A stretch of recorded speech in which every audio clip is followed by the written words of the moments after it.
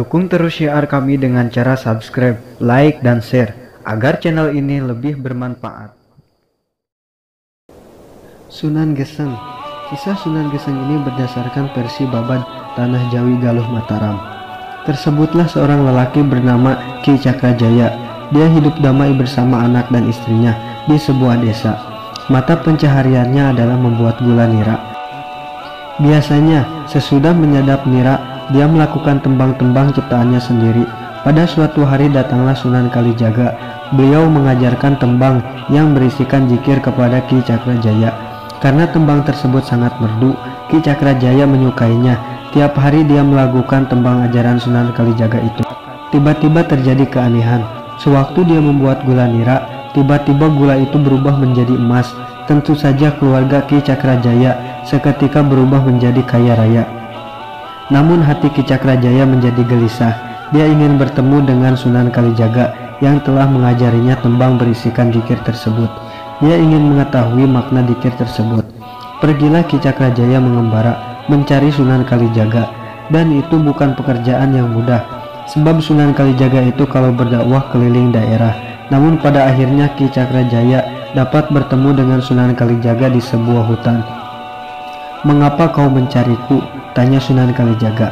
"Saya ingin berguru kepada Kanjeng Sunan," jawab Ki Cakrajaya. "Boleh saja, tapi syaratnya berat. Maukah kau menungguku sambil bersujud di atas batu itu?"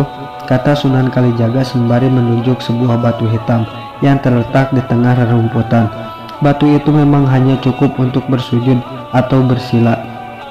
"Saya bersedia," jawab Ki Cakrajaya.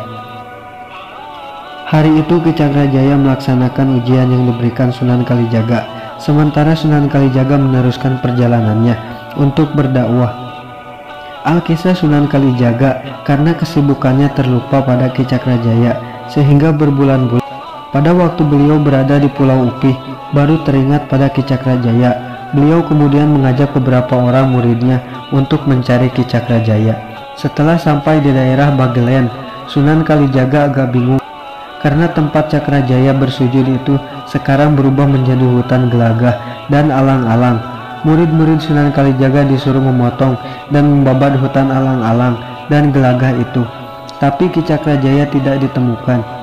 "Jika dengan cara membabat hutan alang-alang tidak bisa kalian temukan, bakarlah padang alang-alang ini supaya Ki Cakrajaya dapat ditemukan," kata Sunan Kalijaga.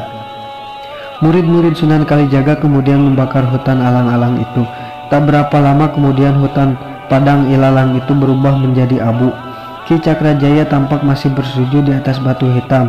Dia tidak ikut terbakar, hanya pakaiannya yang tampak hangus. "Ki Cakrajaya, bangunlah," kata Sunan Kalijaga. Ki Cakrajaya pun bangun, menghormat kepada Sunan Kalijaga. Sunan Kalijaga terharu melihat kesetiaan muridnya itu. Ki Cakrajaya diajari segala macam pengetahuan agama, dididik dengan akhlak yang tinggi. Setelah selesai, dia disuruh pulang ke rumahnya untuk menyiarkan agama Islam dan diberi gelar Sunan Geseng.